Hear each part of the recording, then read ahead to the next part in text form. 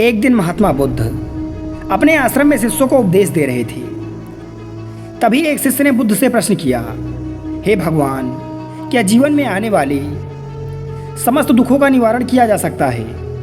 बुद्ध बोले, बिल्कुल यह सत्य है कि प्रत्येक दुख का निवारण किया जा सकता है। चलो इसी प्रसंग पर मैं तुम्हें एक कहानी सुनाता हूँ। एक बार एक धनी सेठ का नौकर लंबे समय से उसके पास रहकर उसकी सेवा कर रहा था। वह बड़ा ईमानदार था और साफ सफाई का पूरा ध्यान रखता था, इसीलिए सेठ जी भी उससे काफ़ी खुश रहते थे। एक दिन शाम को सेठ जी जब घर आए तो उन्होंने देखा कि उनके घर की दीवार घड़ी टूटी पड़ी है। सेठ ने नौकर से पूछा कि ये घड़ी कैसे टूटी? नौकर ने उत्तर देते हुए कहा, मालिक, जब मैं सफाई कर रहा था तभी वह घड़ी मेरे हाथ से छूट गई और टूट गई। गलती मेरी है, आप मुझे क्षमा करिए। सेठ तेज आवाज में बोली, क्षमा मांगने से क्या होता है? यह घड़ी वर्षों से कमरे में लगी थी, कमरे की शोभा थी।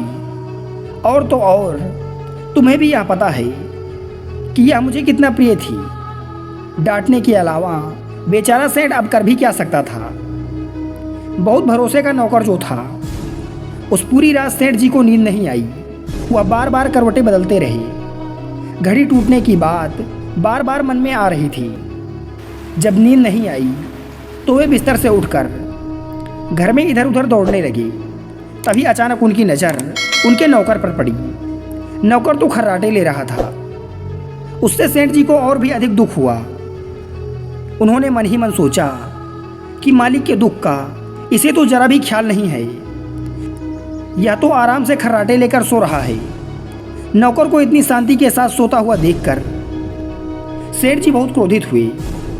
उन्होंने अगले दिन एक प्रयोग करने का निर्णय लिया।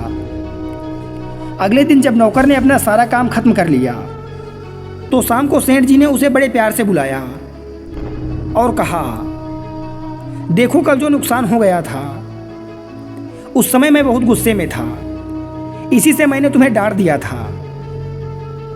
पर ये तो कल की बात है। तुम मेरे साथ इतने दिन से हो, इतना अच्छा काम करते हो। कल ही मेरे मन में यह ख्याल आया कि मुझे तुम्हारी सेवा के लिए तुम्हें कुछ इनाम दे देना चाहिए। मैं सोचता हूँ कि क्यों ना यह घड़ी ही तुम्हें दे दी जाए। पर क्या करें, वो तो तुम्हारे हाथ से टूट गई। यदि नहीं टूटी होती तो वह आज तुम्हारी होती। यह कहकर सेठ तो उस रात बड़े आनंद से सो गए। पर नौकर सारी रात करवटें बदलता रहा। बार बार उसके मन में एक ही बात आ रही थी, अगर घड़ी नहीं टूटती तो वह आज मेरी होती। यह कथा सुनाकर बुद्ध बोले, अब शायद तुम समझ चुके होगे कि लोभ ही दुख का सबसे बड़ा कारण है।